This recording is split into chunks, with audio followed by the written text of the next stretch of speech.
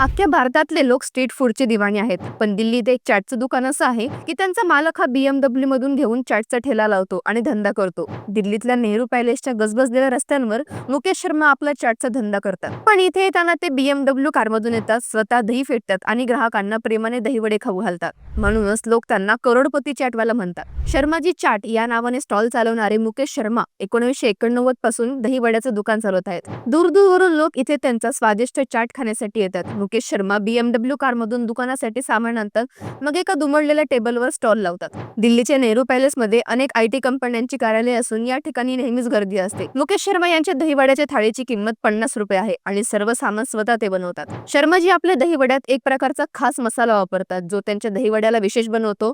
मुकेश शर्मा रात्री 2:30 वाजता उठून दहीवडे बनवतात आणि सकाळी 9 वाजता दुकान उघडतात. 1991 पासून ते हेच काम करतायत. शर्मा प्रत्येक ग्राहकाशी हसतमुखाने बोलतात आणि प्रत्येकालाच प्लेट काळजीपूर्वक वाढतात. त्यामुळे ते लोकप्रिय झालेत आणि हेच त्यांच्या यशाचं रहस्य आहे.